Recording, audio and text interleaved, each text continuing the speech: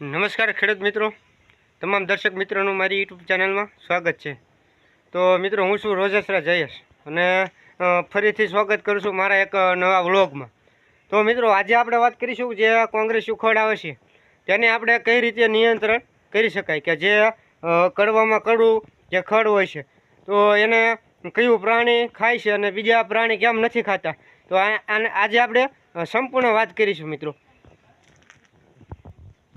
તો મિત્રો, આ જે ઘાસ છે એટલે કે જે ખડ છે કોંગ્રેસી ખડ, તેને આપણે કઈ રીતે ધડમૂળથી કાઢી શકાય તેની વાત કરીશું અને તે ખેડૂતને કેટલું એના પાકમાં નુકસાન કરે છે તેની સંપૂર્ણ આપણે વાત કરીશું મિત્રો, કે તેને આપણે કાઢવા માટે કેટલો ખર્ચ થાય છે।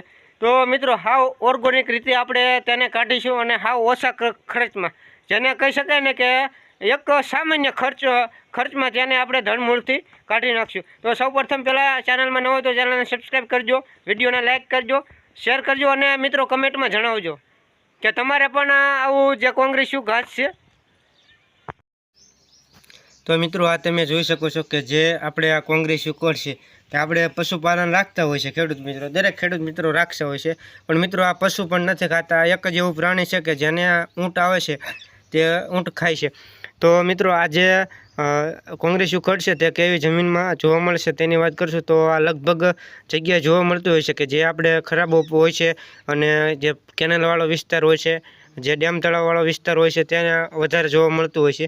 તો મિત્રો, આ જે એનું બી છે ને આપણે નીચે ખરી જાય છે અને જે પાણીના પ્રવાહ ભેગું આવે છે તો તે આવે અને આપણા ખેતરમાં આવે તો આપણા ખેતરમાં પણ ઉગી નીકળશે। તો તેને નિયંત્રણ કરવા માટે શું કરવું? તો મિત્રો, સૌપ્રથમ પહેલાં આપણે 1 લીટર પાણી લેવાનું છે અને 1 લીટર પાણીમાં આપણે 1 કિલો મીઠું નાખવાનું છે। આ જે મીઠું 1 કિલો પાણીમાં 1 લીટર પાણીમાં 1 કિલો મીઠું નાખવાથી તેને આપણે સારી રીતે નિયંત્રણ કરી શકશું। પછી મીઠું અને પાણી બંને મિક્સર કરી અને જે આપણે સ્પ્રે પંપ આવે છે તેમાં નાખી અને તેનો છંટકાવ કરવાથી નિયંત્રણ થઈ શકે। તો મિત્રો, છંટકાવ કયા સમયે કરવો, ક્યારે કરવો, તો તેની વાત કરીએ તો મિત્રો, છંટકાવ જે આપણે ફૂલ તડકો હોય એટલે કે બપોરના સમયમાં કરવો જોઈએ। વાદળછાયું વાતાવરણ ન હોવું જોઈએ, એકદમ વાતાવરણ ચોખ્ખું અને ખુલ્લું હોવું જોઈએ અને સારો એવો તડકો હોવો જોઈએ, ત્યારે આપણે તેનો જે કોંગ્રેસી ખડ છે તેના ઉપર આપણે છંટકાવ કરવાથી એક સારામાં સારું આપણને નિયંત્રણ કરી શકાય છે અને જે ખેડૂત મિત્ર છે તો તેને એક સારામાં સારો ફાયદો મળે છે।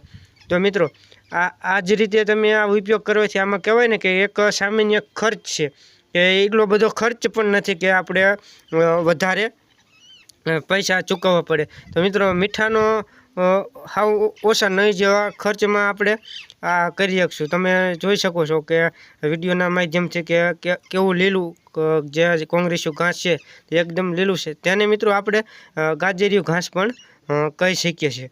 તો મિત્રો, આવી રીતે કરવાથી આપણે નિયંત્રણ કરી શકાય।